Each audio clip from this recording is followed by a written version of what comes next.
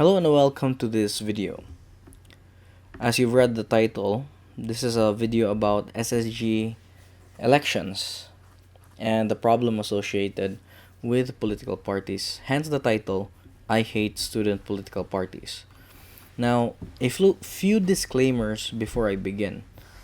I would say I've been a very vocal person um, in person about my opinions of the SSG and both political parties, but I haven't made a public statement before, so this is probably the first one, especially on these social media platforms. To address claims that I belong to a certain party, I do not because I am non-partisan, though it's a favorite leisure time activity for parties to claim that I belong to the party that opposes them. I've received a report recently that for people in the Save Party, they would say that I am from United, and for a couple of years now, people from the United Party have been claiming that I am from Save, and I'm not. I'm non-partisan, and to prove that, here are my associations between both parties. So let's start with Save. So associations with the Save Party. In my service as the in high school when I was a student government official as well, I served alongside the following people. If they're very prominent, or you might know some of them: Ram Chua, Selena Nakar, past President Joel Soliano, Trisha Borses, and past President Melvin Dangin, and a couple of more. Sorry if I didn't mention your name. So the aforementioned uh, moved on to be associated with the Save Party when they moved to CIT. And I later found out that they are Save Party members after I also enrolled and chose CIT as my university of choice. However, I was never formally a Save Party member, nor did I ever ask to be one, but I do retain and did retain and still do retain my friendships that I had with these individuals. So I understand that if my friendship between these people, especially considering a couple of them are past presidents, that I can be associated with the Save Party. Associations with United Party. So I have less connections with the United Party because the connections I've made are primarily those that I've already made when I'm already in college. So there's not really a high school influence or a high school friend that I have which went to the United Party. So probably the most prominent connection I have to the United Party is with the incumbent president, Jabez James Kibido. We're friends and we met in our both of our first year when we both participated in Technoy Speaks 2015, an event organized by the University Debate Society, the organization that I decided to spend most of my time with. We later also went on to organize together the most recent Technoy Speaks 2018, until Jabez decided to leave the organization after a certain incident. In a professional capacity, I have been asked to help train last year's candidates in public speaking. So the academic year is 2019-2020. So in the last election cycle of 2018 to 2019, I was asked to help train the candidates in public speaking both by the Save Party and the United Party. The United Party had invited me first and we did the activity. Then I was invited by Save to do the same activity and we did that activity in that order. So United first and then Save.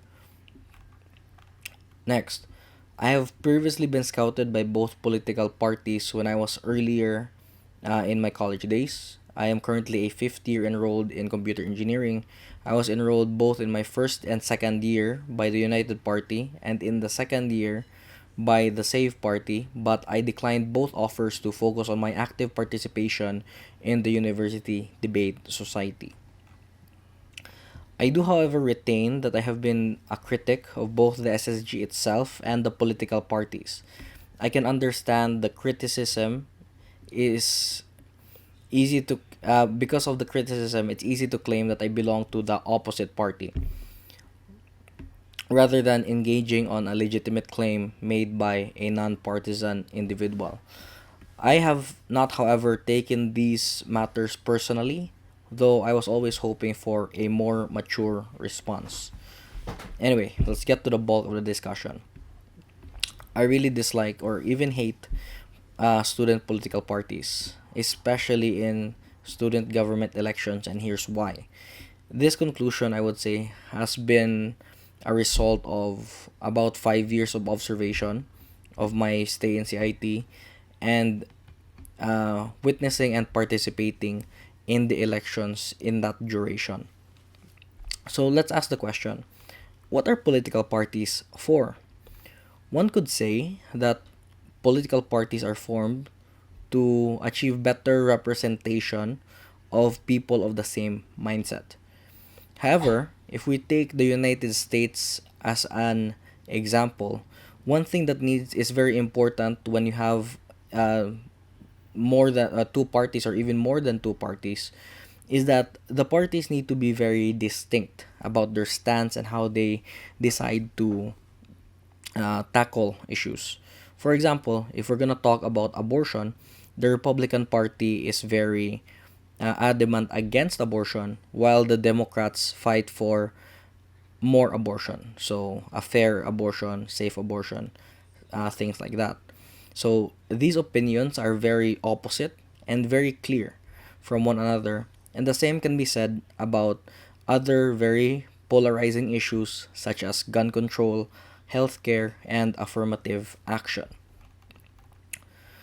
I have yet to ask this question in this election cycle, but one of the things that bothers me in all of the previous election cycles that I have participated in is that parties have an obvious distaste for one another.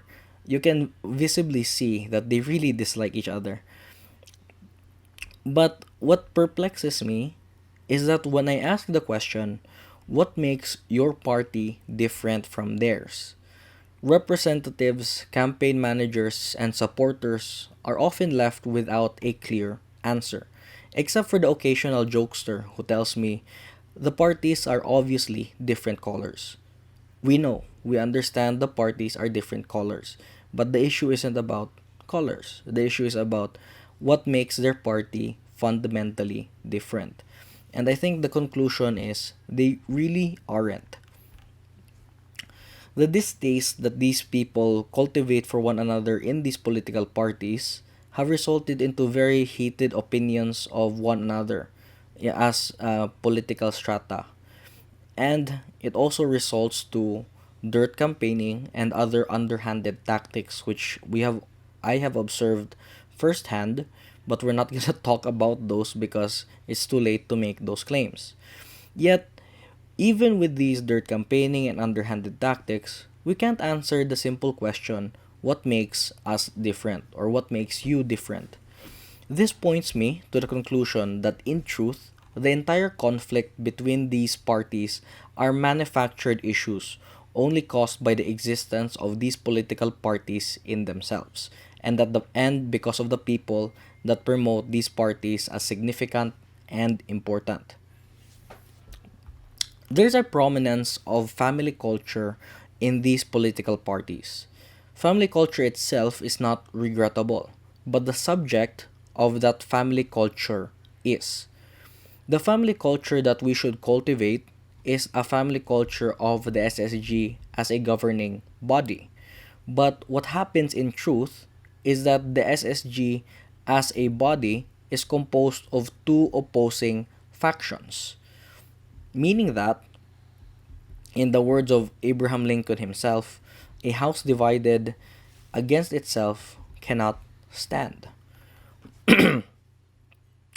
Now, some people may say internal conflict is irrelevant, and the representatives that we elect are responsible enough to put their political interest aside. However, if that were the case, I wouldn't be making this video. And we would also be living in an ideal world. However, we don't. The evidence is in the newly ratified Constitution. As we were debating on which parts of the Constitution to keep, change, and restructure, a recurring theme was how to prevent political or personal interest from ruling the SSG as a whole. An example of which is the imposition of the new Secretary General position. A new feature in this SSG election, or it's very unique to this SSG election cycle. Standard bearers, or I'm not sure if they're called standard bearers anymore, but the standard bearers in the previous years were only composed of the president and vice president. So this election cycle is very new, with the new imposition of the secretary as a elected position. Now, for the most important part, this video is about what you should do even with the existence of political parties anyway. I don't know in the near future if there are any plans to abolish political parties. And this video isn't about calling for their abolishment. So, we have political parties anyway, so what should I, as a voter, do about it? And here's my simple suggestion: get to know the candidates that are running for office. Never vote straight. Voting straight is the worst advice to give. Do not vote for someone just because of their party.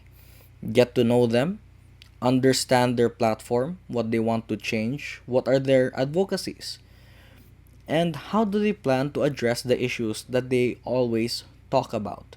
Do they have a plan? Is there reason to believe that they can actually enact on that plan? Are they aware where the limitations of the student government actually are? And the point of this election is to elect someone that you think can represent you and make change that's beneficial to people like you. So, in summary, do not vote straight ever. Vote for who you believe in, and you get to know who that is when you get to know your candidates, because we're all in this together to vote for a better CIT. So vote for a better CIT and vote for yourself. So this has been Miku and Aryo, and all hail.